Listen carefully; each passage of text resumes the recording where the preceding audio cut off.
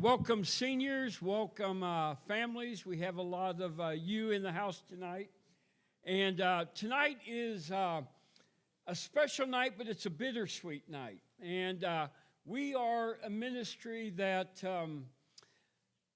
strives to define ourselves by the Bible and by the Word of God, not only the words that we read, but the practices that are in the book. And we are a Bible teaching ministry. Our students do ministries that have been communicated as important to God. We teach the Bible in small groups and life groups. And one tradition that has been a part of our identity for as long as we have been a ministry, I think, over 55 years, has been something that we call I Go Bound. And it's borrowed from a passage in Acts chapter 20. And the Apostle Paul spent more time with the Christians at Ephesus than I think any other group of people. Very close he became to elders and leaders. And at one point on his way to Jerusalem, they meet. They have a burden in their meeting because Paul communicates that he didn't believe he would see them again. But he says in that discussion with them, after many tears and words have been shared, and now compelled by the Spirit, I go bound to Jerusalem.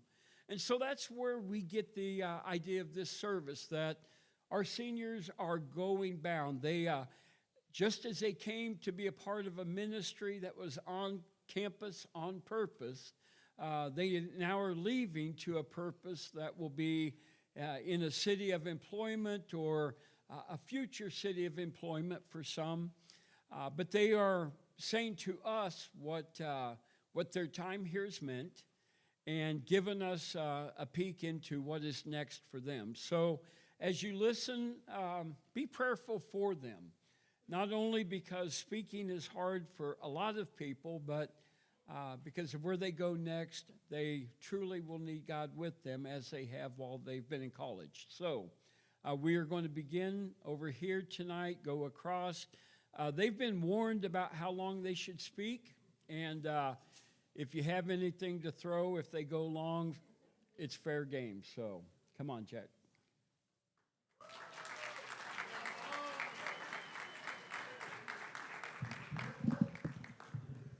Hello? Okay. I'm going to try and make this nice and short because I'm not all that interesting. But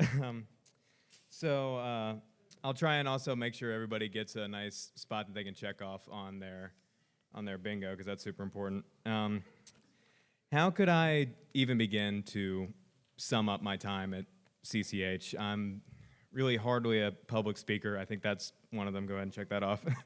Hardly much of a public speaker, so I had almost dreaded giving my I Go Bound tonight. Not because I didn't want to share my experience, but because I dreaded saying goodbye to my home for my college career. I came here as a very different person. I think a lot of people that knew me would agree. I had no idea what I wanted to do. I had no idea who I wanted to be. I'd grown up in the church, but I feel like I was just sort of going through the motions. I spent most of my time in the public school system, so a lot of my friends were not necessarily believers, so I had yet to find a core group that really shared my values and the values that I wanted to have. I truly found that here. The friends I made here have made a lasting impact on me. My roommate, Braden White, being one of them. From cracking jokes late at night to important theological discussions, I'm glad I had such great roommates in college. Which is not always the case, trust me, I have heard some horror stories. If I were to name all of the people that I've grown closer with, then I would probably be up here for at least an hour, and I don't think anybody wants that. So for now, I'll tell you about one person. I have had a lot of amazing mentors in my life, but none so amazing as this person. He's always willing to listen to me tell terrible jokes, willing to answer any questions that I have, willing to listen whenever there is something bothering me, and of course, most importantly, always willing to go fishing. That man is Lance Tamarius. So, and let's get some applause because that's also a spot on the on the bingo. Yeah. When I got the call from him in 2021 saying that I was accepted into CCH, I was over the moon, and I have always tried to live up to that chance that he took on me. Lance, thank you. You and all of the other ministers here at CCH embody the verse Proverbs 11:25, whoever brings blessings will be enriched, and one who waters himself will be watered. Now, one who waters will himself be watered. Now, I'd like to speak to my freshman guys, especially the second floor boys. What? You have a lot ahead of you. College is hard, and it's only going to get harder. So I'd like to offer you unsolicited and unqualified advice. Find what makes you happy. Be willing to take some time to spend with your brothers and sisters in Christ. Also, shameless plug as a personal trainer, get active. Find something that gets you moving. It doesn't have to be hours in the gym or running a marathon, but find something. God gave each and every one of us an amazing body. Honor it. Additionally, guys, take it easy on the ministers, especially Chris. He's a tender guy. I am always going to cherish my time here at CCH. The ups, the downs, the laughters, the tears. I wouldn't trade it for anything on this earth. With that, I go bound to remain at the University of Missouri-Columbia and pursue my master's degree in exercise physiology with the hope of training collegiate athletes. Thank you, and God bless you.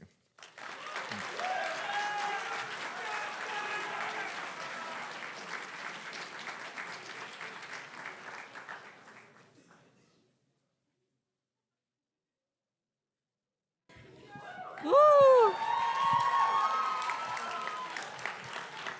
It looks different from here, I have to be honest. Well, let me put my glasses so I can see if I have all my fans here. Yeah, I do have all my fans. That's important. All right, for the next 3 hours, I will... Just kidding. Okay, let's get serious because this is supposed to be serious, right? Okay. How lucky I am that I have something that makes saying goodbye so hard.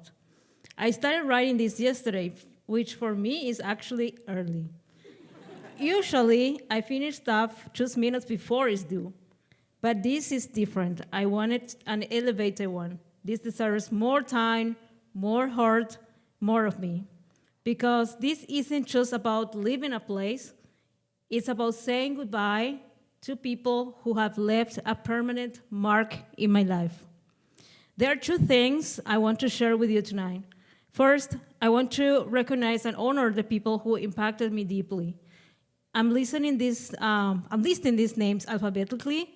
If your name isn't here, it's either because I forgot or maybe your role wasn't that important in my life. As the ones I listed. I know, we are going to be honest here tonight. Here's the list.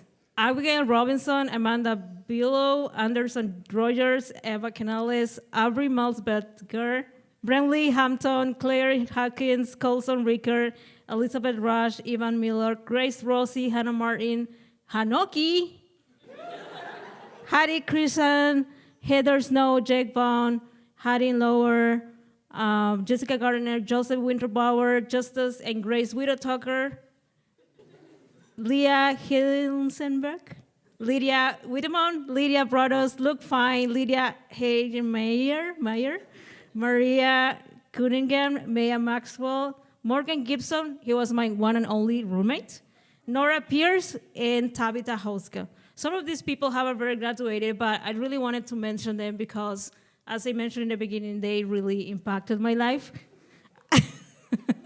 Second, I want to leave you with some reflections,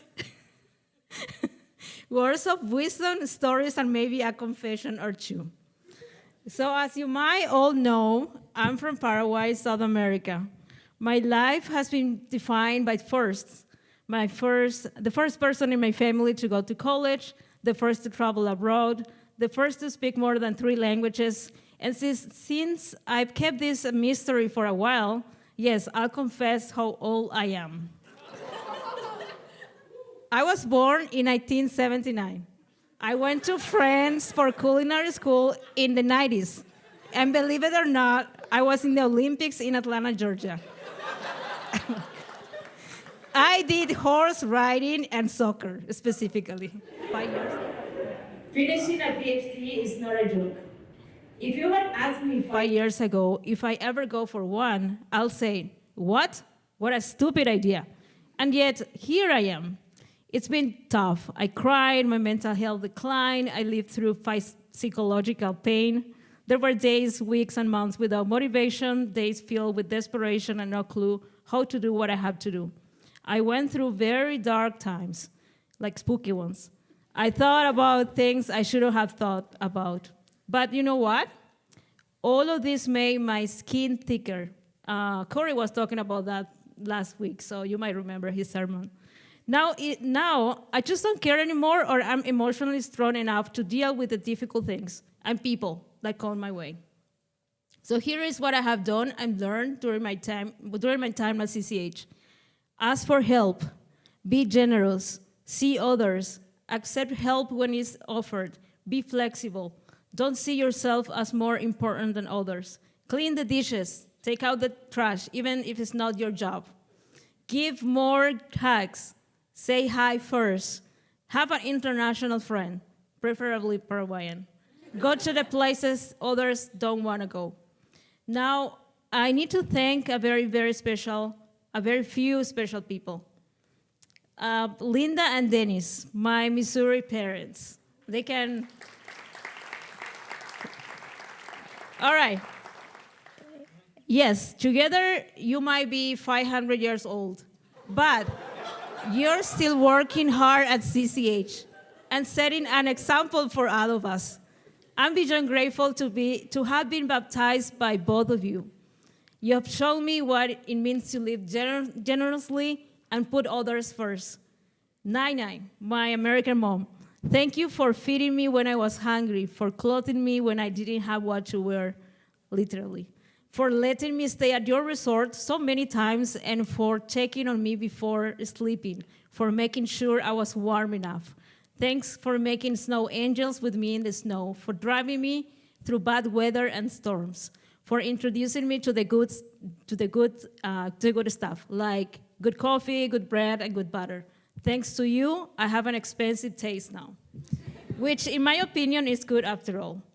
For being my taxi driver for many years before I have a car, for letting me clean your kitchen, for eating what I cook for you, and for not giving up on me, for taking care of me when I was sick, for taking me to church and with you, and for trusting me to the level of bringing me to the nursing room with you, for letting me do your hair when you were sick, and for watching with me nonstop season 1, 2, and 3 of The Chosen. Most importantly, thank you for teaching me about Jesus and for teaching me to love as he loves. Thanks for laughing at my jokes about the purgatory and 80 kilograms of good acts versus 20 kilograms of bad things. Thanks for crying with me when I needed to cry. I remember when I graduated from my master's, and we had to say goodbye in the airport, and I was already in the security area, and I just looked at Linda, and she started crying. And I said, what should I do? So I started crying too. So we were in different, so the thing is, thank you, Nai, for the online classes, for teaching me the Bible. I'm so freaking good at reading the Bible now. Mark 2, oh yes, I can find that in 2 seconds. Papa, my Missouri American dad. Yes, you might be grumpy sometimes, but you know, I always had in my heart that I wanted to be patient and help you in anything you need. With your computer, cell phone, TV, internet, tablet, taxes, emails. We had so much fun working on puzzles, Sudoku, and even having COVID together. It was fun when you were tracking me while I was in Europe. Actually, when you track me when I go everywhere. Thank you for being with me, for holding my hand in one of the saddest days of my life. That will make our bond together always special. And I will remember that time in my heart. Lindsay, thank you for letting me live for free in your house. Just kidding. I paid all. didn't know I wasn't supposed to say that. Thank you so much for taking me to Tiger Cage. Thanks for all the ice cream and for feeding me a couple of times, for your jokes and for being who you are. You get moved very easily. You cry easily, and that makes you one of the most vulnerable people I have ever met.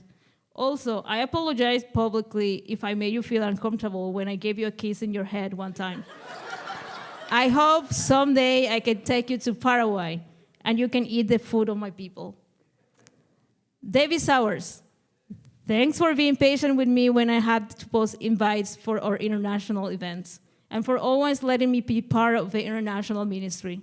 Also, you have never gotten mad at me when I burned all the hot dogs at an Easter picnic. Just to clarify, it was not really my intention to stab you in your ribs that one time either. I mean, I thought it would be funny, but I should have had more respect for you. I promise I'm about to finish. Kendra, is she here? Huh? Okay, you're gonna tell her. Or maybe I'm gonna just skip it. No, just kidding, I will say, Kendra, I love you, I really do. Maybe it's the food, maybe it's you. Either way, I feel loved when I'm with you. That's what brings me back to your kitchen every Tuesday. Nick, I still can't believe you never asked me to go for coffee or lunch. Maybe I just wasn't your type. Anyway.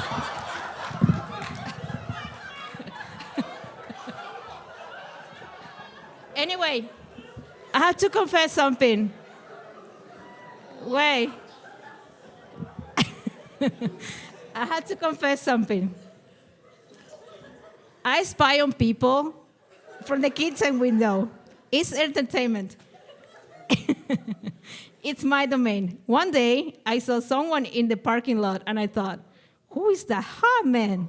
Then I focused, and I saw, it was you, Nick.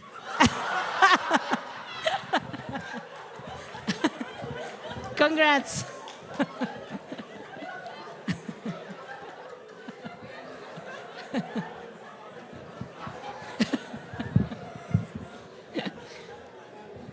Chris,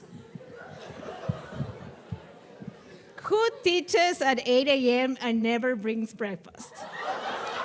That's you. And well, I was gone to 6 out of 10 classes anyways. Lesson learned, never sign up for Friday mornings classes again. Corey, is Corey here? Hi, Corey. Mexico trips were so much fun, especially when people didn't follow your instructions. You're like the strict older brother I never had. I would have made the perfect little sister, doing everything just how you want.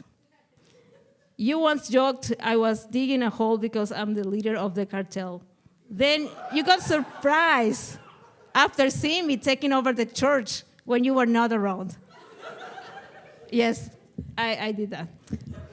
Leroy, the only reason I have checks is because of him. Give checks to Leroy. You give me serious grandpa vibes. Maybe I'm wrong. Seems like I never know. However, I got to know where you live, which adds some extra info about you. Yes, you're a real cowboy, and you probably like motorcycles too. That makes you very cool. All right, so these are the most important ones. The rest, I don't know if I have time to go through it, but I'll try to just say the most important part because I don't want to take all of them today, I guess. Mackenzie, you are the most patient and innocent person I have ever known. You know, that's a great feature to have. I just hope Anderson doesn't hurt you because I'll personally pay someone to hurt him if he ever does that.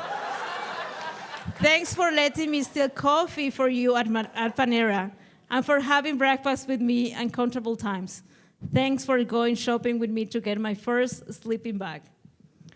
Kayla, I think I have told you a couple of times how privileged you are. Let me tell you this. I'm the privileged one for being your friend. Thanks for giving me rides when I have to go to my therapist, for sharing your food, for the hugs, and for being just you. I have to confess, though, I felt so jealous one time when your parents video call you, and they told you so many nice things like, you can do it, you can make it, you are smart, we are proud of you. Sometimes I want some of that too. But still, you are privileged, and I wanted to say that. Emily, you weren't that close until after you took me to the pet store. That was fun. It was fun to learn about fish in tanks and all the other things that I wouldn't have known otherwise. You have a big heart, and I know you will sell legal drugs eventually to lots of grumpy people, and I know you will see Jesus in them. And yes, you will treat them with love and patience. Jackie, you better take care of Emily. You are a sweet, silly guy. Your parents did a very good job on you. I'm sure we will keep watching Shark Tank together for many, many years. Caroline, is she here? Oh, she's there. Okay. I'm not sure where to start, and I know you hate to be called out in public and when I embarrass you, but I guess this is my moment, so I'm going to say everything I want. I don't know why I started talking to you. You always look like you were afraid of me. Yes, I know, I'm just very intense for you. However, I kept going back to you, and I learned to love you so deeply with all your ups and downs and with your anxieties and overthinkings and that you hide so well. Thanks for hugging me and for being with me when I needed to cry. What I loved the most were the times when you didn't even ask why I was crying. You just sat there next to me. I don't like when people ask, why are you crying? That wasn't a problem for you. But you're just different, and I love that about you. I have a feeling that we will travel the world together by car, train, plane, and other transportation systems. And also, yes, you're still my favorite. Kristen, thanks for teaching me about horses, chickens, pigs, and other animals, for saying yes to everything I ask you feedback about. For example, should I put olive oil in my coffee? Kristen says yes. Kristen, should I elevate my egg roll with ketchup? Absolutely yes. Kristen, should I take a fat nap instead of going to class? Oh yes, why not? Sounds like a good plan. Elia, she's not here. Okay, I'm gonna move then. Joe, my first disciple. Joe is the sweetest soul you can get to know. She's kind and comes to my restaurant anytime I ask her to. She's like my child. She gets over anxious about worldly things. She worries about her grades, finding a man, and things like that. She comes and asks me if she can get a hug. She repeats everything I said and has adopted my expressions. Some examples are, freaking horse, freaking whole chicken. That's what I'm talking about, among others. Lauren. Is she here? Oh, yeah, she's there. I'm adding your name because you'll probably be mad at me if I don't. Anyhow, despite you being grumpy most of the time, I still love you. And I love annoying you. I enjoyed every single time I had to chop your pineapple for you. What a privilege. I promise I'll come to your house and clean your kitchen or cook dinner for you. I'll make sure I don't cook beans so. Tana, thanks for coming to my restaurant, and it's good that you're always hungry. I love your commitment to learning Spanish, even though you're not that good at it. But you know what? You should keep doing it. With that, I go bound where the Lord is calling me, to a new place, a new season, one I'm a little scared of, but one I know the Lord has already gone ahead to prepare. I'll keep watching your lives unfold through Facebook and Instagram. I'll see you fall in love, get married, and have babies. And if you'll let me, I can be the rich auntie. I thank my God every time I remember you. That's from Philippians 1:3. You made saying goodbye so hard, and for that, I'm so thankful.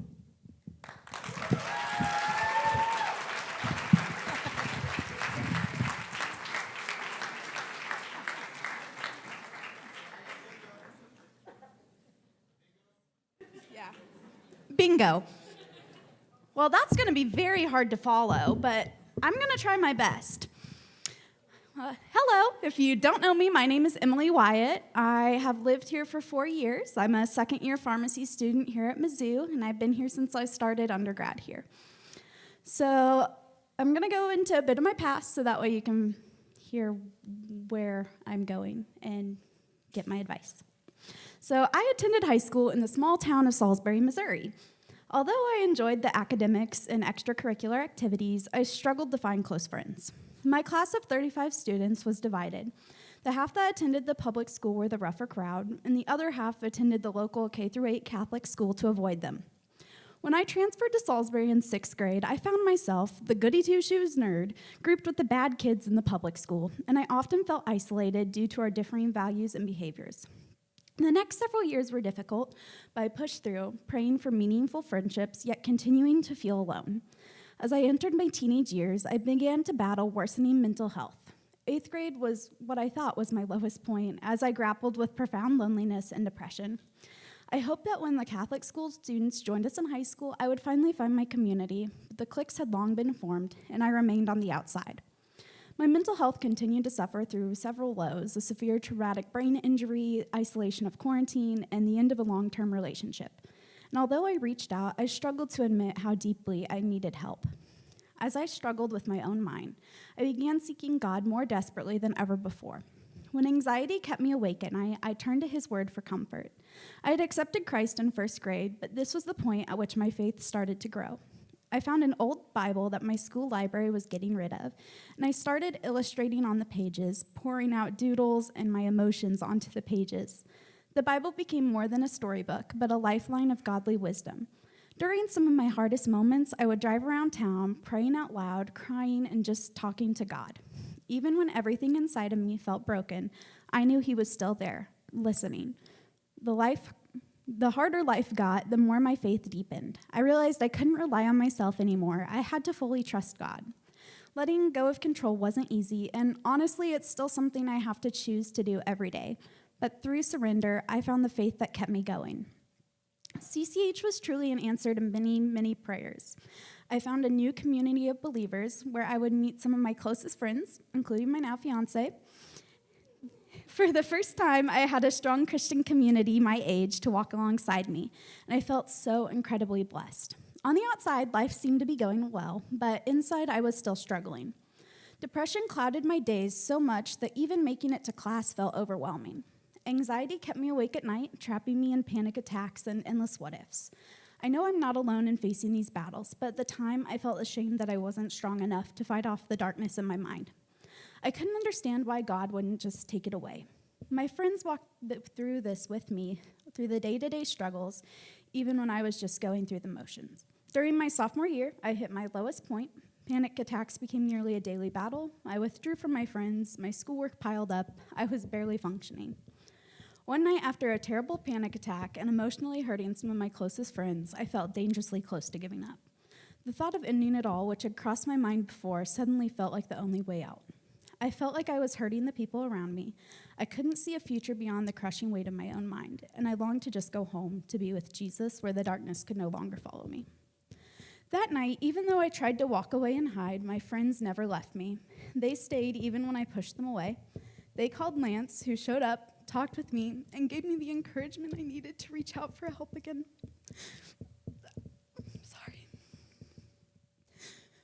I started therapy, I started medication, and little by little, I rebuilt the connections that my struggles had damaged.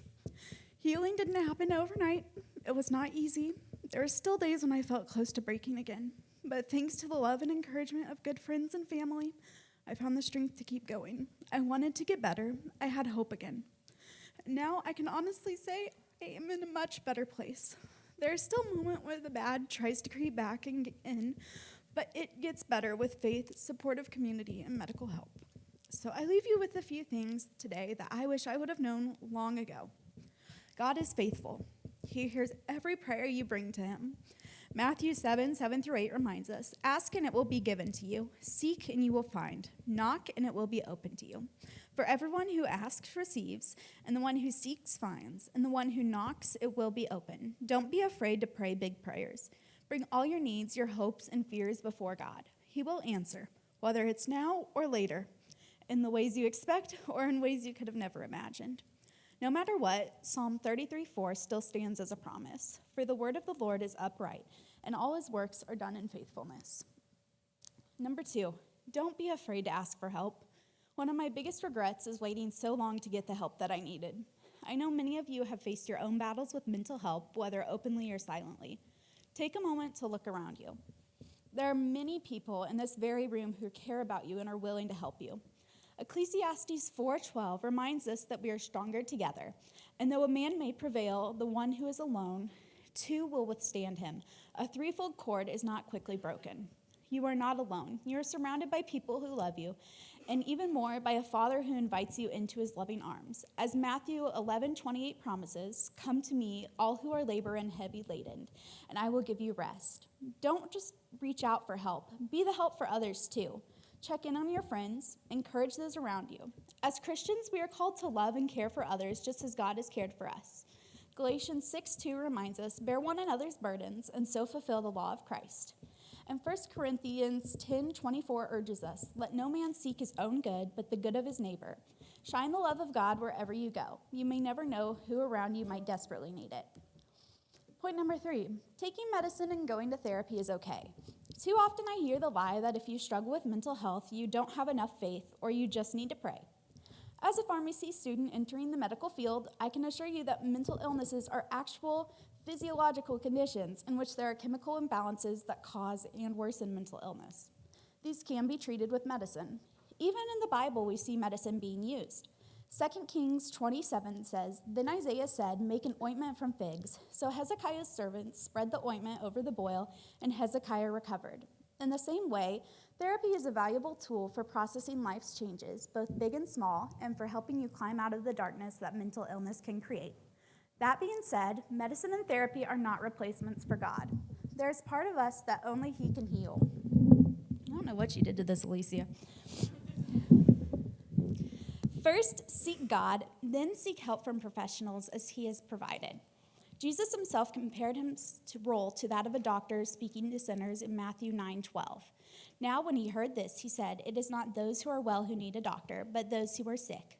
Earthly doctors can treat our physical bodies, but only God can restore the brokenness within our hearts. Before I conclude, I want to take a moment to thank the people who have walked beside me during my time at CCH. To my fellow basement babes, Mackenzie, Kayla, and Alicia, thank you for being incredible friends, for all the support, for filling my days with laughter. I'm still trying to process the fact that we won't be living in the basement together, but I know that our friendship will last no matter the distance. To my fellow Weiss women, thank you for making our house a true home, full of joy, laughter, and love. Thank you to Lance and all the ministers for encouraging me in my walk with the Lord and pouring into my life so faithfully. And thank you to every single person I've had the blessing of meeting along the way. There are far too many to name, but each of you have made my college years so incredibly special. And I can't thank Jack. The greatest blessing of my time at CCH has been you, my best friend and now fiance. Therefore, I go bound to remain in Columbia, finish pharmacy school, hopefully, and marry my best friend.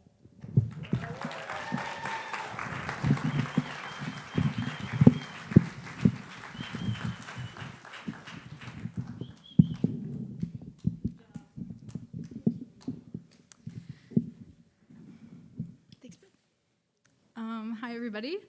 For those who don't know me, my name is Kayla Holmgren. I'm from Columbia, and I'm currently in pharmacy school with Emily. I've been a proud resident of Weiss for the last 4 years. And then I just have 3 things that I think have helped me grow during my time at CCH in college. The first thing is always be willing to serve, and God will give you what you need. I often worry that I'm not going to be prepared enough to serve in certain areas. An example, leading a middle school group. And I was not prepared for them screaming the Sophia the First theme song for an hour straight on the camp bus ride. But ultimately, God will give you what to say when you're worried you won't. And you really don't realize how much you grow just from being willing. Though I was nervous to go on CCH mission trips, they became some of my favorite memories. There's nothing like seeing God's creation and the people worship in Barbados and Louisiana. And I'm still always impressed with the ability of my peers to make manual labor fun. In the end, God is the one doing the work, and what a privilege it is to be used for his glory. The second point, and perhaps the most important, is to always be down for a sweet treat. The schedule does get packed, but it's never too packed. Taco Bell is open till 2 a.m. But in all seriousness, you're surrounded by wonderful people. Make sure you're not too busy to get to know one another, and pour into each other and build each other up. And thirdly, Jesus is there when you don't see him. God can take the worst circumstances and turn them into the best. He did that with his son, dying on the cross and rising again. And if he can do that, he can take the worst thing that's happening in your life right now and turn it into something greater than you'll ever imagine. Give him your time. He's worth it. And for me, he gave me wonderful people around me to make it through hard times.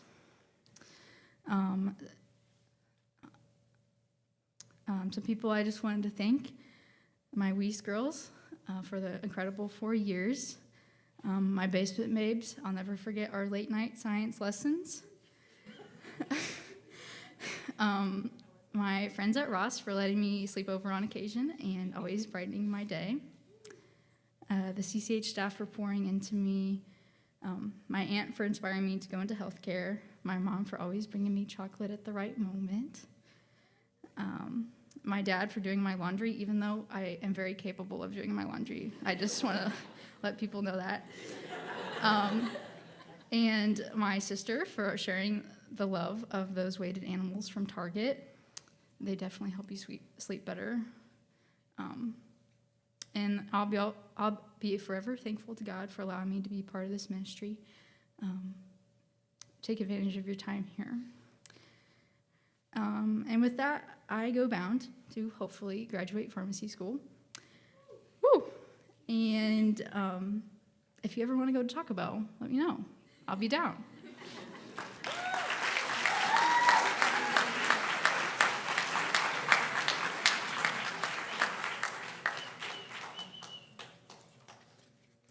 Hello, everyone. I'm Mackenzie Harrington. You may know me as the girl that works on her car from time to time. Ideally, not super often, because it means something's broken. But I'll never forget the one time that a three-hour project, thank you, Anderson, for volunteering to help for the 3 hours, turned into over a week long, and he stuck around and helped too. But, and what I learned from that. So I replaced the bushings on my steering rack, and I took out these 2 bolts from my steering rack, and when I was trying to put it back in, I kept turning and turning and turning and turning, and it would never catch. And you kind of need it to drive your car. So not a good thing, not a good thing.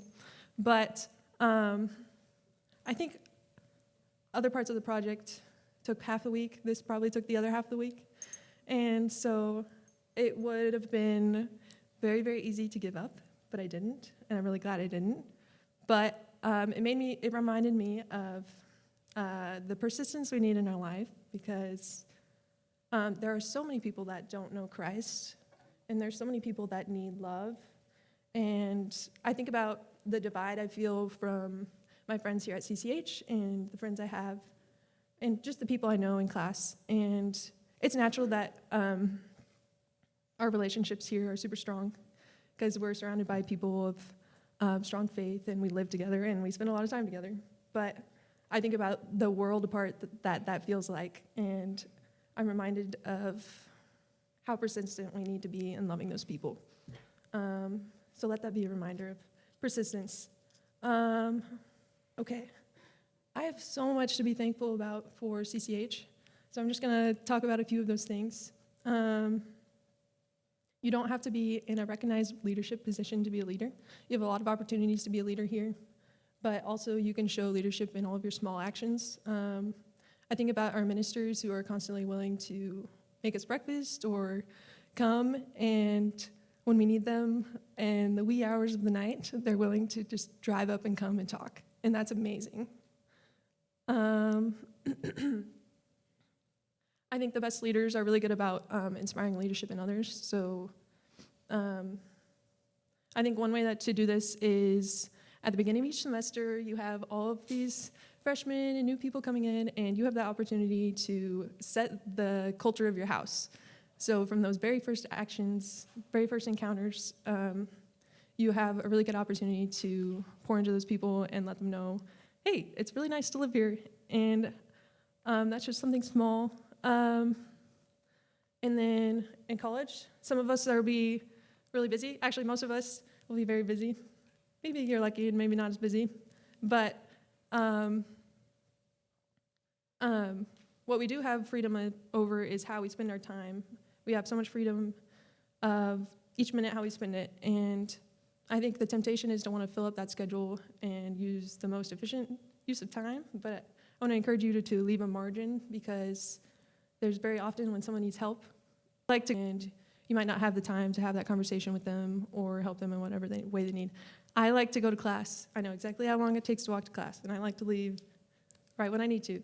But I always get mad at myself because there could be someone that needs something, or I could miss out on interactions between class, and I wish I would have left a little bit of time. I would highly recommend starting a book club. It's been one of my constant sources of challenging conversations and exploring ideas and just a lot of growth. If you don't make time for something that you're not already doing, then it's likely that you won't do it. All right. I encourage you to take full opportunity of all the ministries offered here. I think CCH makes it probably the easiest it'll ever be for us to serve. So I encourage you to build up those skills so that when it is harder after you graduate, and I encourage you to build up those skills so that you can start something, because it won't always be started for you. One of your biggest ministries here will be to each other, and so I encourage you to take full advantage of that. One more thing, I think,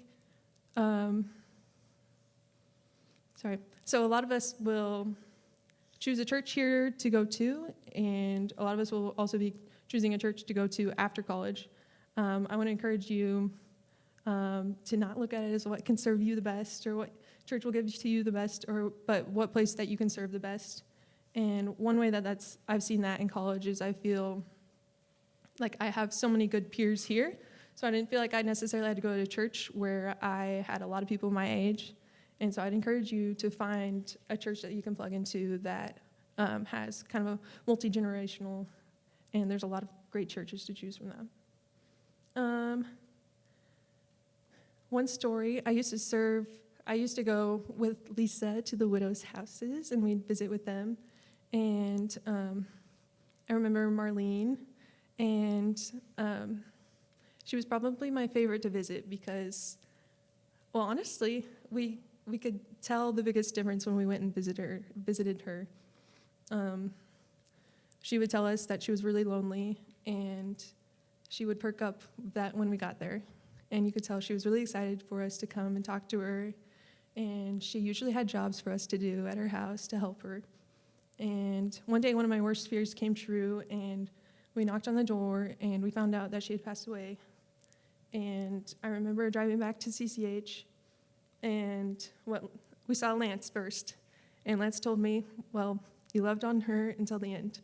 And I thought, what a great way to live our lives, is loving on people until the end.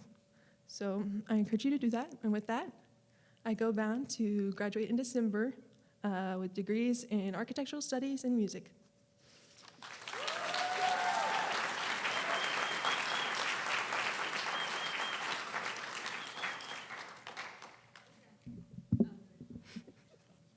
Hello, my name is Nora Pierce. For those of you who don't know me, I lived at CCH my freshman and sophomore years of college.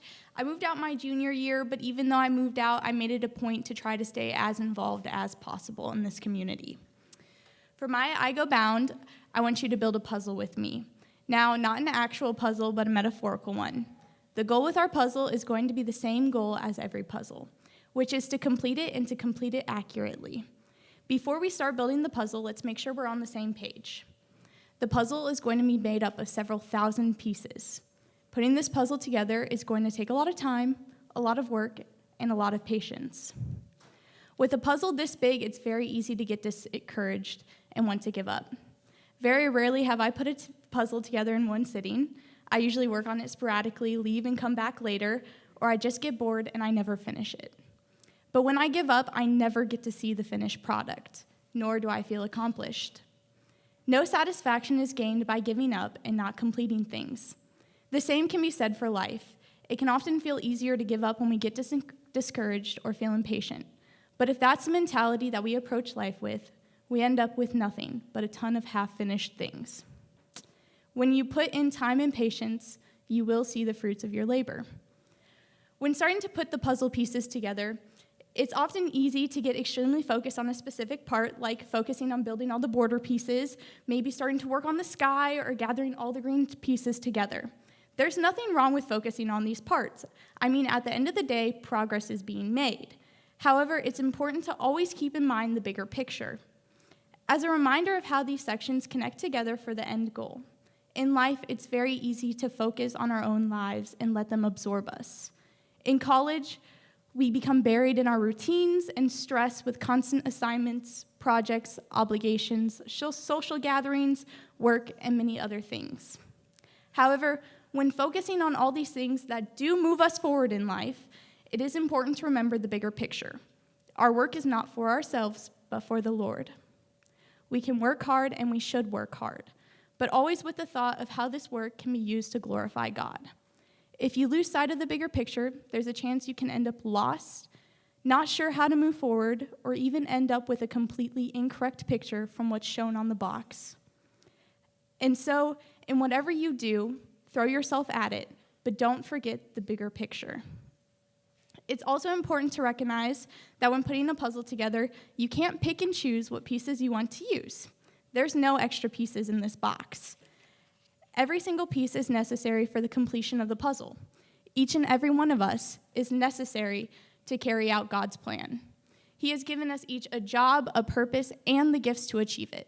I've had the opportunity these last 4 years to stand on the sidelines watching people discover passions, change career paths, accomplish goals, struggle, but put in the time to get better, find confidence, and use their talents to make incredible things happen, whether it was their plan when they enter college or they had to scratch it and make a new one. Now, my goal on the sideline was not just to stand and watch, but it was to cheer them on, just as the same people have cheered me. A puzzle doesn't work by having each piece stand alone. Rather, a puzzle becomes a puzzle when the pieces are interlocked together. Just like we aren't effective by ourselves, but we accomplish things when we work together. Since each puzzle piece has a place and is important for completion, the next step is finding exactly where they go. Sometimes pieces fit together easily, but occasionally there's a piece that looks like it belongs in this one spot. The images match, the edges seem to line up, but as you try and connect the two pieces, they just don't work. Frustration can take control, and that puzzle piece is forced where it doesn't fit and it becomes damaged. Our relationships are no different. People will always be a constant in life because one piece doesn't make a whole puzzle. However, we are imperfect, and conflict is bound to arise. What matters is how we approach it and how we respond. Anger can be dangerous and blinding. It can damage us, our relationships, and alter our worldview, ultimately steering us away from God. It might seem easier to brush it under the rug or cut off communication when tensions arise. But holding on to anger is a form of self-destruction that harms both mentally and physically and will almost always pour into every single aspect of your life. That damage doesn't have to be permanent. We are called to approach a conflict with love and the goal of reconciliation. If we face conflict with honesty and the willingness to give and receive forgiveness, no relationship is ever truly lost. Not every relationship will look the same after conflict. Sometimes it will require reforming, reanalyzing boundaries to set the relationship up for future success. In the puzzle, you have to remove that damaged piece, try to smooth it out, reevaluate the boundaries, and find where that puzzle piece fits. And after all this work on the puzzle, it's complete. Well, it's almost complete except for one thing. There's one piece missing. The only reasonable thing is to start searching for it. If not, the puzzle's not done. The search might take 30 seconds, a quick look under the table, or it could take weeks, where it's found under a couch cushion in a different room. And when you find that missing piece, you're ecstatic, fully overjoyed, and excited, because what was lost was found. It took time, but it was found. Take time to invest in others, to pour into the lost, even if it takes slow dedication and a shoulder that cares. Don't approach them with judgment or coldness, but with the excitement and warmth of what has been found. Because every piece matters and every person matters. And with that final piece, our puzzle is finished. Now, this metaphor contains the biggest lessons I've learned in college, and as I alluded to earlier, we are impacted by the people around us. It would be naive of me to stand here and pretend I've gotten to where I am because of myself. I haven't, but rather, I've reached this point because of all the people who have been in my corner cheering me on, and I'd like to just give a few thanks. It'll be fast.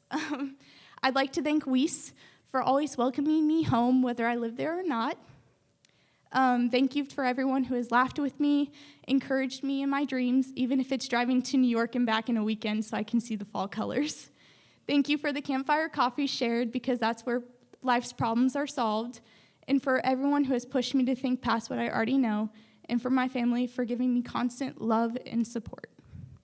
And with that, I go bound to be a research and development intern at Dairy Farmers of America, finish my last semester of college, and see where the Lord takes my life next.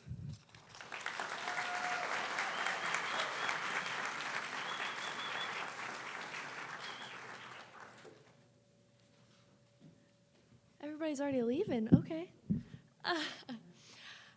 If you don't mind, I'm going to open with a word of prayer, if that's okay, because helps calm my nerves. So, Heavenly Father, I just come to you humbly asking that you will speak through me and use me, allow the words from you to fall on fertile ground and allow it to encourage at least one person, allow it to be something that gets them through the week in the way that you see fit. And most importantly, I just pray that you are glorified in this testimony of your divine provision. I pray all these things in your Son's holy name. Amen. Alrighty. Whew. For those of you who don't know me, bingo, my name is Caitlin Banning, and I have lived at CCH since the spring semester of my sophomore year. I note this detail because while many of you know it, I have been convicted of not sharing the story of what brought me to CCH out of fear, and despite it being a testament to his provision and goodness. So, that being said, I moved into the dorms my freshman year, not knowing anyone at Mizzou. I quickly got plugged into a campus ministry during the first week. It was a good place to start, as they were the first group that got me to start reading my Bible every day and studying the scripture. However, a few months into the semester, I started to notice some theological differences in their beliefs that caused me to look elsewhere. I had gone to CCH's free feast, but didn't make any connections then, but it was the reason the ministry was next on my list to attend when looking for a new church group. On the first Wednesday, I walked in, sat down in an empty row right over there, and at the time, you guys were going through a series about biblical justice. The week before, they had actually covered abortion, and I immediately knew I had found the right place.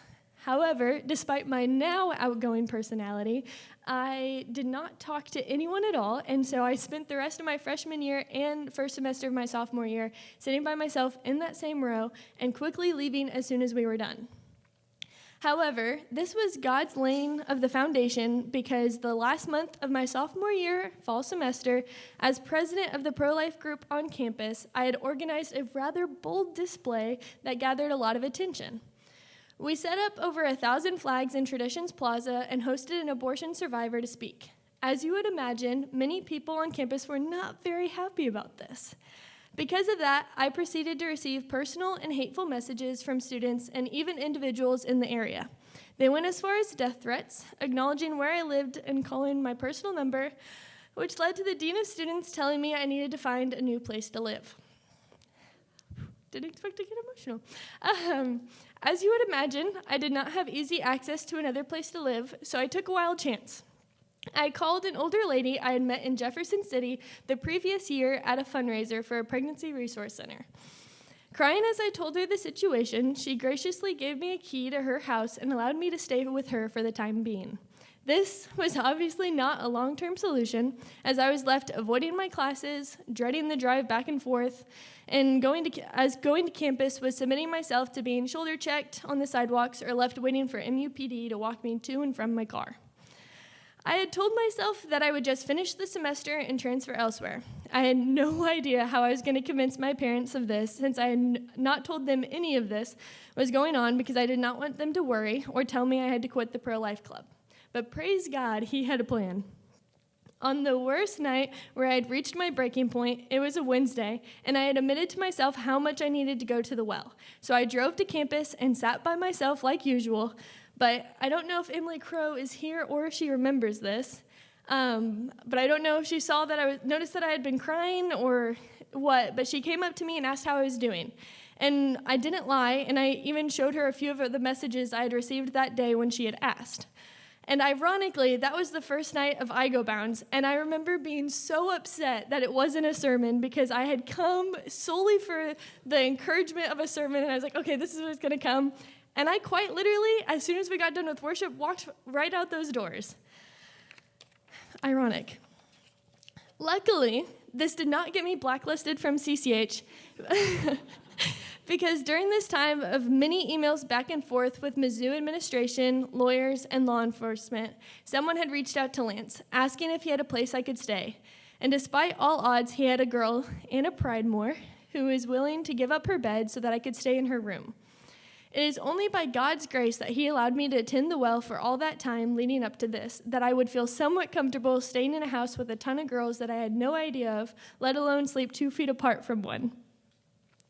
I remember that when the lady had shared the news of the open spot with me and gave me Lance's number, I was so confused why he would invite me not only to CCH, but over to lunch with his family. But this was only the beginning of his generosity and kindness.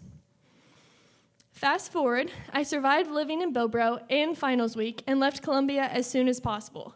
I spent the first 2 weeks of Christmas break trying to figure out how I was going to tell my parents I wasn't going back to Mizzou, but then I got a text from Lance saying he had a permanent spot for me in CCH if I wanted it. I immediately knew this was the answer to the many prayers I had prayed in desperation for where I was supposed to go and to get out of telling my parents I wasn't going back to college. Just a week before classes started, I moved everything into Ross, and I finished my sophomore year, not perfectly, but a million times better than that first semester. I have lived at Ross ever since, and with some of the very people I stayed with during the hardest time of my life. This leads me to my I Go Bound portion. As a planner, every fiber of my being wishes I could say exactly where I'm going and what I'm going to be doing, but I'm swallowing my pride and am boldly admitting I don't know.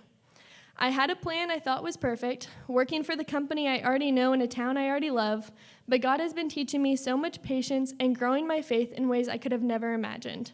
God has been teaching me that I am in the Saturday. In between the crucifixion and the resurrection, the disciples were left in the uncertainty, not knowing what was to come next. However, what a gift that Saturday was, because only through it were they able to fully understand the power and fullness of the resurrection. Similarly, I am trusting that this season of uncertainty will not return void. My job is to only be faithful during this time. During this Saturday, I am actively preparing for Sunday. I am gleaning from this season all that it has to offer, thanking him in advance for how he is going to provide, because I know that Friday happened. I know that he has proven himself faithful time and time again, and I cannot wait to see him do it again. If he can provide a place to live in the midst of the most challenging time in my life, he will provide for this next chapter, as he has continued to prove that he does not lead us somewhere he will not lead us through. So with that, I go bound to Sunday. I'm not sure what the Lord has planned, but living in the light of the resurrection, I know it will be good.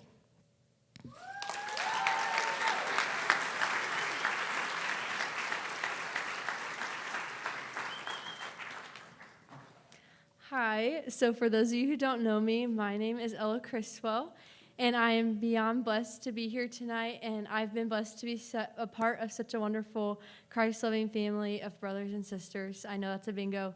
And I want to kind of talk about my journey through college and what brought me here today. So when I first began school here, I thought I had like the next 5 to 10 years planned out. I was majoring in human development and family sciences. I thought I knew what I would be doing, where I'd be working. I was in a relationship, like all the things. I thought I had it all planned. And I cared a lot about what other people thought of me, and I wasn't a huge participant with CCH. I lived off campus, so it was harder for me to make those connections. And contrary to what many have believed, I've never lived at CCH. During my first couple years, I ended up changing my major to where I thought God was calling me in early childhood education, and I began to truly prioritize my relationship with Christ.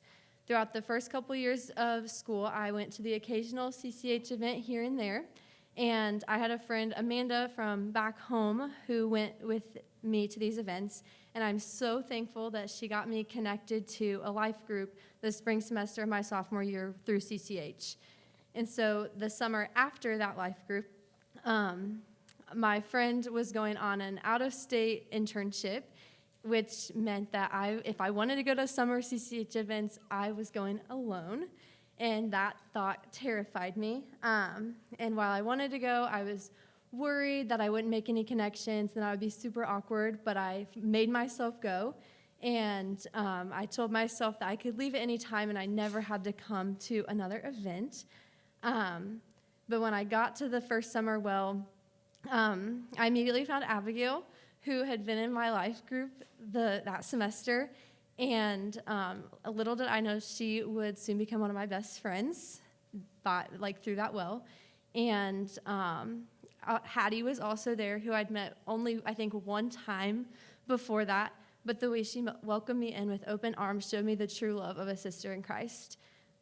Through my connections with them at just the one event, I went on to meet many wonderful people that I now call my best friends, including Rachel, Luke, Matt, Jaden, Claire, Evan, Blake, and so many other people. And it went on to be the best summer yet. And after that summer ended, I continued coming to many CCH events and getting the occasional sips with various people from CCH, which was a great way to bond and meet new people.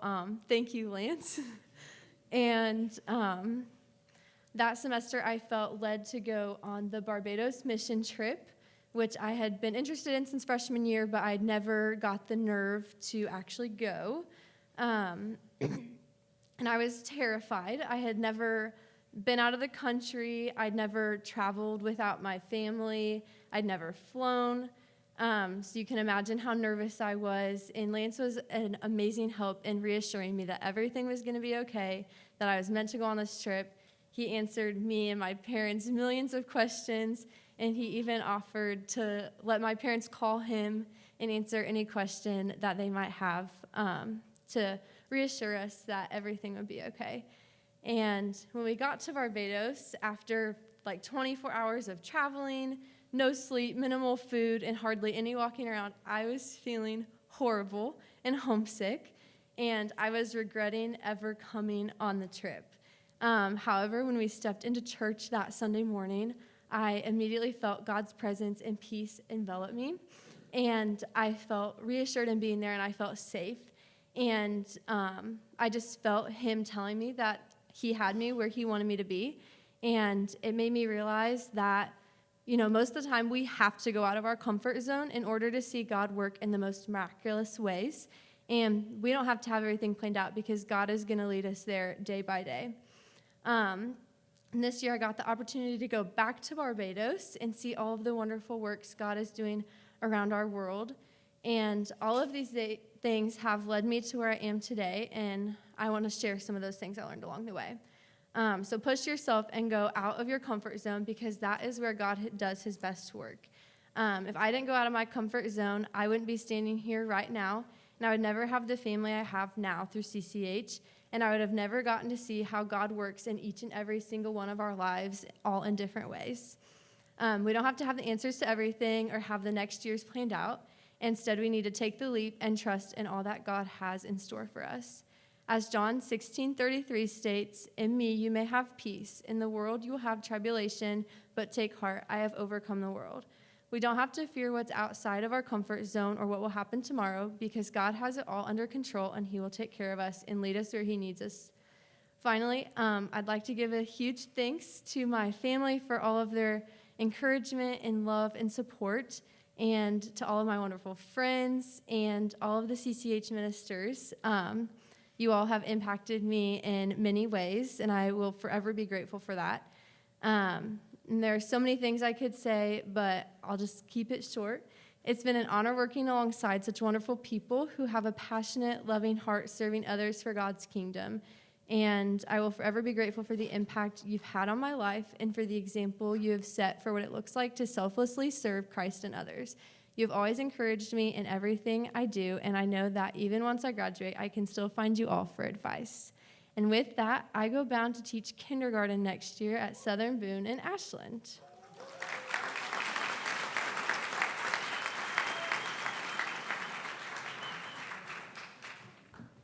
Hi, I'm Rachel.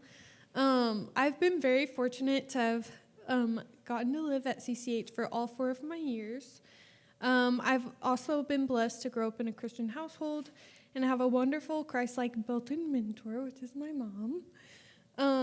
My siblings have also played a huge role in my life, showing me what it meant to be a Christian. Being the youngest of 4, I found comfort in my siblings' footsteps. So a couple of my siblings lived here before me, so I kind of just figured I'd live here too. Little did I know what a blessing it would turn out to be, and I'm so thankful for CCH overall. From meeting my best friends and my mentors to studying the Bible in new ways, fellowshipping with many other Christ followers, the community it has given me, and what it's taught me over the past 4 years. I would love to share a couple things that I've learned while growing in my faith and being a part of this ministry. So the first thing is clarity. Although I grew up in a Christian home, I lacked a lot of clarity about God coming into CCH. I really do not like change at all, and I was nervous to start this new chapter of my life. Moving out for the first time seems so scary, but it had a big impact on my faith, and I believe college in general allowed me to grow. During my time here at CCH, I've been blessed to learn from peers, Bible studies, life groups, trips, and mentors. I encourage you to get out of your comfort zone and prioritize being in community, taking those trips, and reaching out to others. This world can be such a dark place, but God often uses others to act as light. Psalm 119:105 says, "Your word is a lamp for my feet, a light on my path." Recognize that through community and studying the word together, you will grow, gain clarity, and deepen your understanding of God's path for you. Next is certainty. Before moving into CCH, I thought I had my life all figured out. I love to plan as well. And hold on, I lost my voice. I tried to have complete control over every detail of my life. And Proverbs 16:9 says, "The mind of man plans his way, but the Lord directs his steps." And I'm so thankful that God stepped in and taught me that his way is better. Spending time in ministry has shifted my heart towards serving others rather than being so consumed with my own wants. CCH has given me the blessing of being a part of the student women's ministry team, and it's brought me skills and friendships and has taught me so much. I believe it's important to seek out ways to serve the kingdom in every stage of life. So with whatever your schedule is, find time to prioritize the kingdom. Last is confidence. Confidence in God's plan. It's not just about knowing that God's plan is better, but about living it out, acting on it by giving up your own desires and plans to fulfill his will. I love the verse Luke 22:42, which says, "Father, if you're willing, remove this cup from me, yet not my will, but yours be done." I've often used this verse as a prayer whenever I feel uncertain. His will for my life and for yours is far greater than anything we could ever imagine. Another verse that is applicable is Proverbs 3:5-6. "Trust in the Lord with all your heart and lean not on your own understanding. In all your ways submit to him, and he will make your path straight." In this verse, we're reminded that we can have confidence that God will lead us on his path if we fully put our faith in him. I encourage you to trust him fully and to live with confidence in his perfect plan. I hope you remember that through God, there's clarity, certainty, and confidence. Lean on your community, get out of your comfort zone, and seek him through all you do.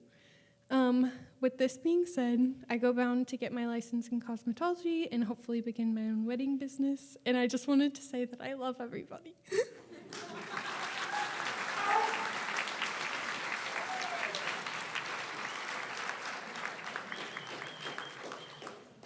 Hello, I am Elise Anderson, and I am graduating with a Bachelor of Science in Nutrition and Exercise Physiology. I have 3 words that start with the letter P for you tonight. My first word is priority. Make it a priority to understand whose you are, because we can't efficiently partner with someone if we don't understand who they are and who we are in relation to them. So make it a priority to understand that you are God's first and foremost. That way you can better partner with him and his plan. Make it a priority to understand who God is and what his priorities are to truly understand what it looks like to prioritize walking with and following him. Make it a priority to know truth so you can bear witness to it and so you can anchor your priorities and identity in what cannot be taken from you. For if you seek yourself first, you'll be the byproduct of seeking God. Chasing our own desires is in direct contrast to the will of God.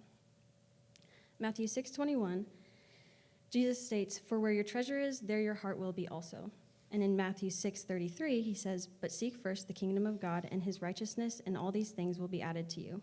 And in Galatians 1:10, it reads, "For am I now seeking the approval of man or of God? Or am I trying to please man? If I were still trying to please man, I would not be a servant of Christ." Lastly, make it a priority to understand Christ's perspective, which leads into my next word, perspective. We have been offered the privilege of holding a throne room perspective. Take advantage of that, because it is far greater than any worldly perspective we could ever choose. Everything in history, everything in our past, everything we do has always been part of a greater plan. Trust that the future will be too, and choose to see everything the way Christ does. When we align our perspective with Christ's, a multitude of things change in our lives, including a long list I've composed. Joy comes from more than just the happiest moments in life. Peace is felt in all circumstances. Hope becomes second nature. Shame-ridden stories become Jesus-written stories. Status no longer defines one's worth. Hardships become respected challenges and proof of his goodness. Following him becomes an adventure as a perfectly loved, imperfect human. It becomes the way he intended, not the way we perceived following him to be. Being a disciple becomes more than a side hobby. Mistakes become transformational lessons. We become ambassadors to all people for his name. Service becomes an expression of his love for his people, not a chore for us to perform. Revelations of sin become times for healing, not guilt. Contentment is anchored in gratitude and giving thanks. History becomes his plan all along, and the future becomes for his plan. Each day becomes an opportunity for who can I love today and how can I honor God today. Purpose shifts from it's about God's will for my life to it's about my life for God's will, and he becomes worthy of all things. And as Ella stated, John 16:33 reads, "I have said these things to you that in me you may have peace. In the world you will have tribulation, but take heart, I have overcome the world." Colossians 3:1-2 reads, "If then you have been raised with Christ, seek the things that are above, where Christ is, seated at the right hand of God.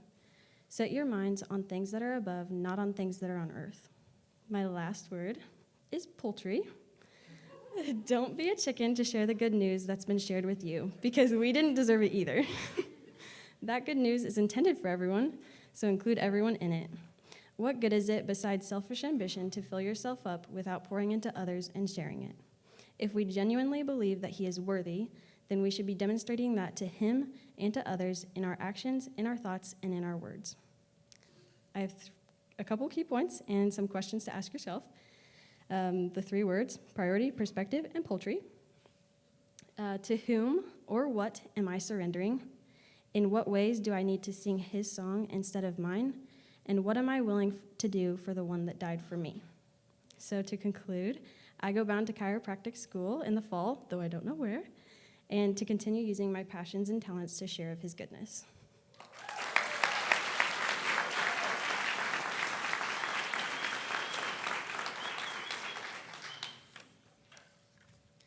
Hi, my name is Emma Stuck.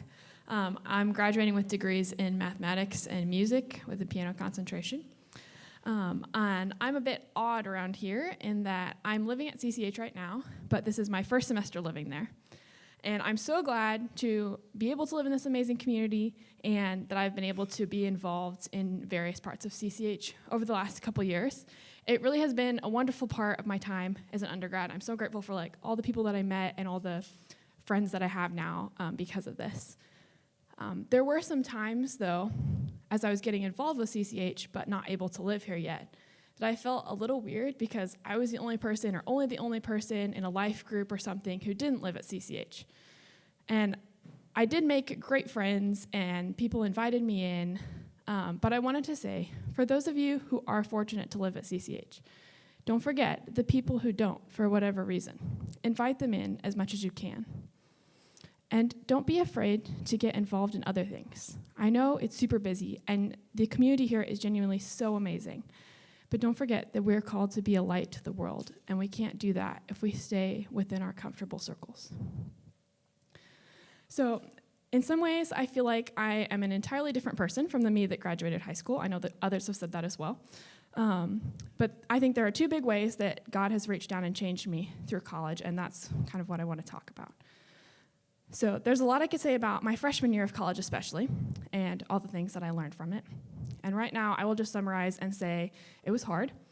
I came in thinking I had it all together, but within a year, I had a crazy health emergency with my jaw, I got my heart broken, I burnt myself out, and I was left feeling depressed, anxious, and lonely. Eventually, with lots of things, but with therapy, which I thought I'd never do, investing a lot in friendships, and some rest, things got a lot better. But for quite a while after that, on or off for 2 years, and sometimes even this year, I still wondered why freshman year had been so hard, and why college overall, when I thought about it, felt so hard. It hadn't been the best 4 years of my life. I didn't feel like I'd found my best friends. My health problems dragged on for a while, and as I started taking harder math classes and planning for graduate school, I started having more anxiety about grades and whether I was capable of doing this math, all of this stuff. But, okay, this is the part I really want to get to. Eventually, my attitude turned around. It started changing last summer when I was staffing a camp, and I felt God telling me in a quiet moment that he had seen me through all of the hard things that I just kept thinking about. He didn't explain it. He didn't lay out all the reasons why everything had happened or why it was for the best. It was just that he was there. And I have also seen and continue to see ways that I'm uniquely able to help others because of experiences that I would call negative. The other big thing that has changed me during college is related to perfectionism and academic work. I'd had so much anxiety about all of that last year, and God helped me to start changing my perspective using my experience studying in Oxford last semester. I was doing really, really hard math, as you can imagine, and especially at the beginning, I felt very overwhelmed and anxious about whether I would be able to handle it.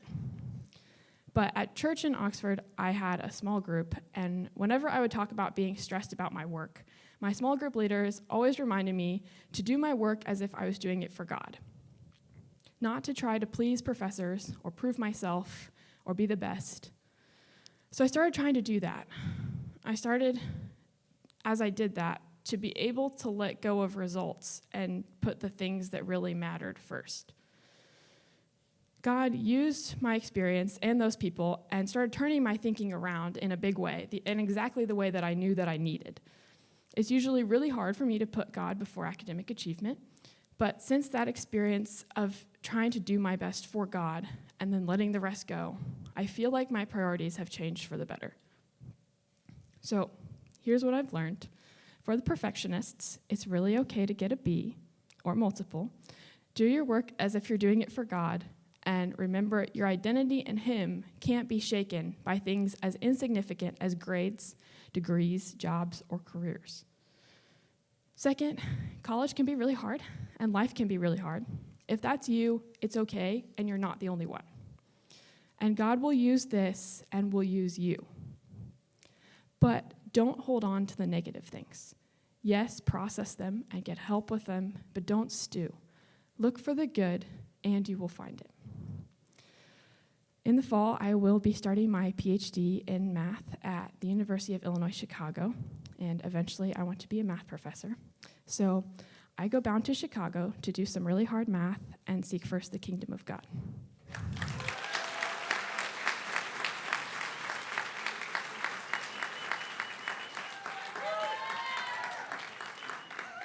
Hello, my name is Kate. When I first heard an I Go Bound, I remember sitting in the audience, deeply moved by the impactful wisdom and encouragement shared. That definitely still rings true today. But as a freshman, I believe that God would work in my life in a big, obvious way, giving me a clear story to tell when it was my turn. But here I am, having realized that God is not done working in my life, nor is he done writing your story. And we can find beauty in that. While so much still feels incomplete, there is so much to reflect on. If I've learned anything during college, it is to trust God and his timing while finding joy in the season he has you in. While these are simple things to say, they are not easily learned. Ever since high school, I've faced ongoing health issues that have resulted in 2 diagnoses and a continuous journey to find answers. My freshman year of college marked the lowest point. At that time, I didn't realize how serious it was, but some of my family members have later shared that they questioned whether I would be able to come back to school or not. Clearly, I did. However, the struggles did not end there. I can think of multiple times where I was unable to go on trips, participate in events, or just show up in the way that I wanted to because of my health. Yet in the midst of all that, I must thank God for the opportunities that I've had. God gives and God takes away. One opportunity I am very grateful for was traveling to Wise Bible College in Barbados this last Christmas break with many of you guys. During this trip, we served a community who had their own struggles and also had fewer resources and other material things than many of us. Yet they radiated with more joy than many of us do on a regular basis. For those of you who have not experienced this joy, the Christians in Barbados would often express it through singing and dancing, as we got to witness during the Sunday morning church service. And this is the type of joy that we've been talking about all semester in our Philippians study. Unconditional joy. Joy in spite of. While I fail daily, this is the type of joy that I want to carry with me in everything that I do, no matter what season I'm in. I think of this often as a reminder. Someone has less, yet they have more joy, and that's ultimately what matters. While we can find encouragement in this, we are not promised an easy life on this earth. As we heard a few times, John 16:33 says that in this world we will have tribulation. While we all experience trials in different ways, we can have peace through Christ. We can truly say, "Bring me anything that brings him glory." God is working and he is in control. Romans 8:18 says, "For I consider that the sufferings of this present time are not worth comparing to the glory that is to be revealed to us." Because of Christ, I look forward to heaven, when he will wipe away every tear from my eye, and there will be no more death, mourning, crying, or pain. That comes from Revelation 21:4. Surely because of this, we can have hope and rejoice where we are now.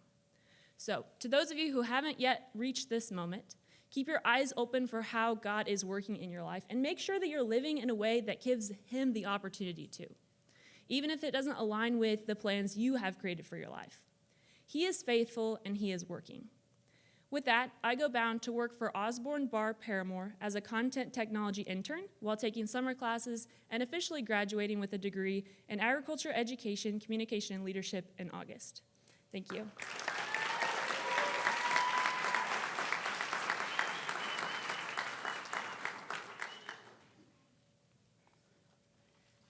Hi guys, I'm Joya Hagemeyer, and I'm also a senior. I will be graduating here in a couple weeks with degrees in linguistics and history. And tonight I just want to start by telling a little story that from last semester that sums up one of the biggest lessons I've learned in my college career. So it involves a mouse who moved into our house last semester.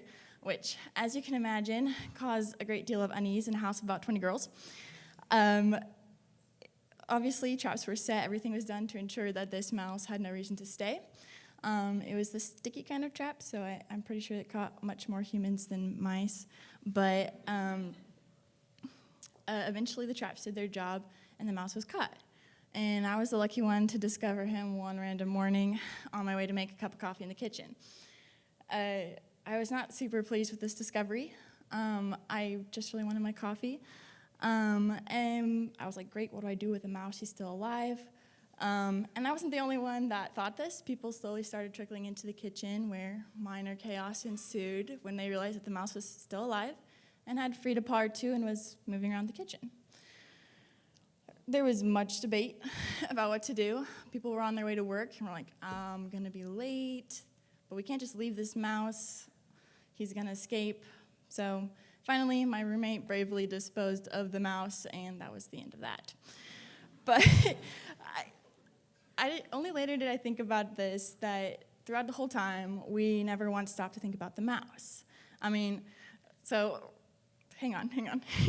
We were going to be late to work, but this poor mouse, he was never going back to work. We were inconvenienced, slowed down, but he was way more inconvenienced than us, and he definitely didn't want to be there any more than we wanted him to be there. So I say this, don't worry, I'm not like a mouse activist or anything like that. I'm not anti-mouse traps at all. I just think that sometimes we can view people the way that we view that mouse. Sometimes we can see them as inconvenient or unpleasant. Maybe they make us uncomfortable by the situation that they find themselves in. Or maybe they're just simply between us and our cup of coffee. And I think this is especially true in our college years when we are surrounded by people. We have roommates, we have housemates, classmates, and they will all inconvenience us. And I know it's because I inconvenience a lot of people all the time. But the thing is mice and people are both stuck. Sometimes that's stuck in sin or lostness. We talk about that a lot. But also simply stuck in indecision, confusion, stress, and hard times. And the truth is that their stuckness is going to inconvenience us. And I think this is super hard in our efficient, productive culture that we live in. I find it hard. But what I've been learning is that I don't want my tight, efficient schedule to have me hurrying right past Jesus. So, to return to the mice, I have a couple questions, because I love questions, for you to consider as you look at your college career, whether that's looking ahead to it or looking back over it. And the first is simply, do I view people the way that I view mice? Do I first see how they inconvenience me or affect me? Or am I actually genuinely concerned about their well-being and what's going on in their lives? Something I've been thinking about a lot this last year is the call to compassion that we all have, and the connection this has to actually acting on it. We can't all do every good work that's out there. We can't all do every good ministry, but I think we aren't excused from not caring about it. And I think the reason for this is that before being moved to action, we have to first be moved to compassion. Nothing will ever get done if we don't actually care about it. I didn't help the mouse because I didn't care enough about the mouse to let him free. So, yes, I think we need to learn to be people who are moved by the things that move the heart of God. And the second question is does my schedule have me hurrying right past Jesus? So freshman or sophomore year, I was over at my mentor's house, complaining again, this time about how busy and tired I was. And she said something along the lines of, well, sounds like you need to talk to whoever's in charge of your schedule. Who is in charge of your schedule? And I was like, me, duh. And she was like, yeah, that's your problem. See, sometimes we say God's in charge of our lives. Our times are in his hands. My life is his. But then when we sit down to plan our schedule, we don't involve him in that process. Maybe we should give him a little bit more time in our schedule and a little bit more say in it. So who is in charge of your schedule, and does it have you hurrying right past Jesus? With that, I go bound after graduation to pursue my Master's of Divinity at Truett Seminary, I think, in Waco, Texas. as the next step towards my eventual goal of being a professor of theology or something like that. Thank you.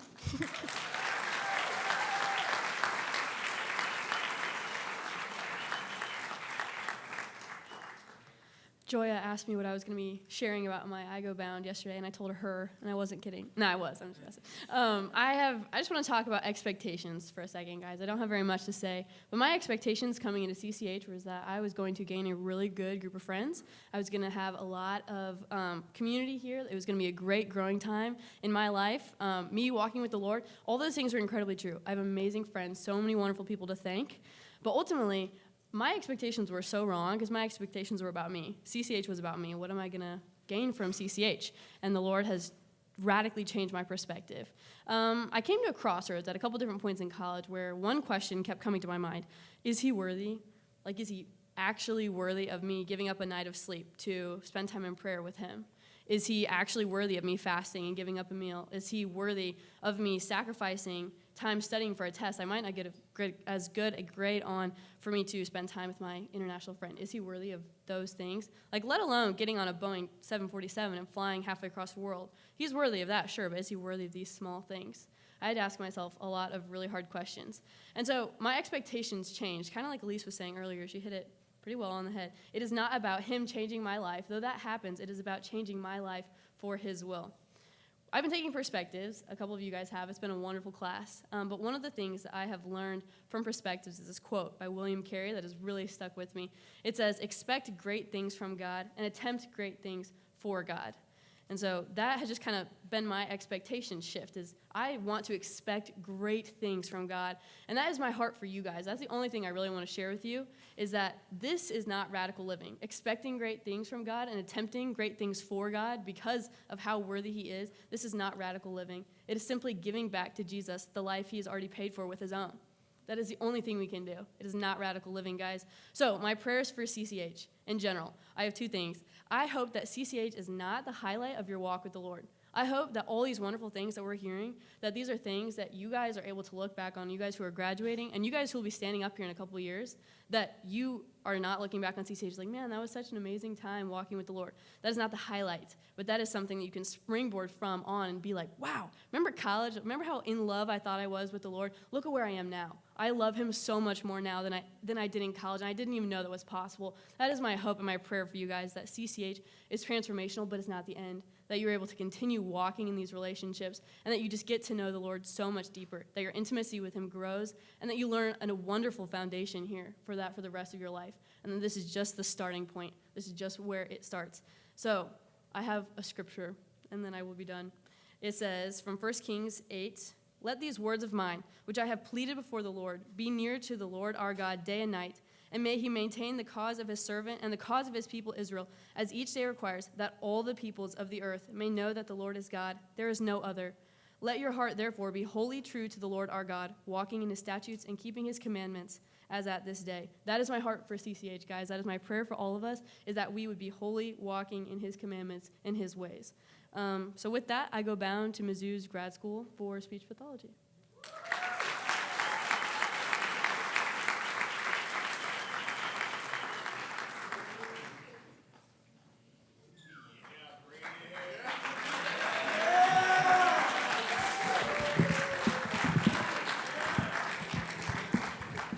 All right, I'm Braden White.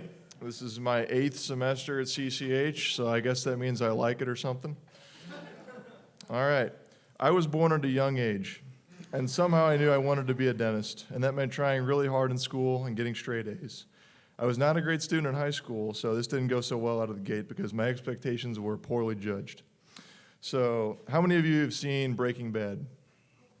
Okay, decent amount, all right. So during my first semester of college, I didn't do much studying, but I did watch the entire series of Breaking Bad. And unlike the chemist Mr. White in that show, I had some failures here and there. Let's just say this Mr. White failed his first chemistry exam and dropped the class. Shout out to Dr. Keller if any of you know who that is. Soon enough, though, I realized that this was serious business, and I got myself together and began prioritizing my grades over everything else. I began to get straight A's on the report card, and this feeling of success took me by the reins. I went through about 2 years of feeling guilty for doing anything that was not school related. At first, it felt like I was doing the right thing because I felt like I was being responsible and all, but this mindset becomes tiring and leaves a feeling of emptiness after a while. It was not until the end of my junior year that I recognized that school was my idol and it was not healthy. As a lot of you know, I pretty much lived at Ellis Library most of the time, and I didn't spend a lot of time at CCH. But now I truly understand how much of a privilege it has been to live here and be surrounded by people who have their path set toward God's kingdom, as well as being surrounded by mold in the showers. After observing those around me, I have come to understand that those who chase the worldly lifestyle are not satisfied and never will be, but those who have the light of Christ have a deeper understanding of what life means and are peculiarly happy. I can make fun of any of the guys who live down the hall from me and not worry about offending them because we all know that we're brothers in Christ. For instance, I can walk into Christian Albert's room and tell him about how ugly I think he is, and he'll only cry a little bit. When interacting with anyone at CCH, it almost feels like talking to a family member because we all share the same mindset, to live for Christ. Some advice that I have for those of you that still have a lot of time left in college, sometimes what you learn in school seems like a bunch of meaningless information or just a hurdle to jump through before you move on to other things, but it's not really about the knowledge that you may be gaining from your classes. It's a big test to see how resilient you are. So you just have to keep your nose down and your wings flapping, and you'll get there someday. While you should try your best, don't make it your idol. Spend time with the people around you and take the time to be immature. I'm a big, firm believer that maturity is knowing when you can be immature. As Paul said in Philippians 1:21, to live is Christ and to die is gain. We all know that this is a challenging yet relieving way to live. When you truly realize this, you won't get worked up or overly stressed about school or your future career because this life is temporary and our main goal is to lead others to heaven before we go there.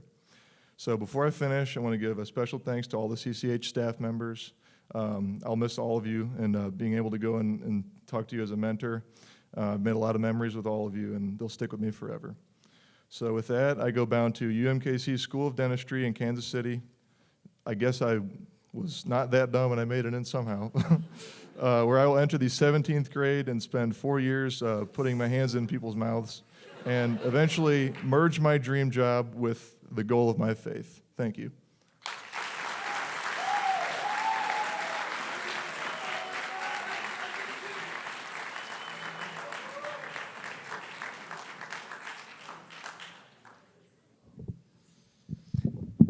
Had a little bit of a giant before me. Hello. As some of you may know, my name is Trent Brock. You might also know me as Donald Trent.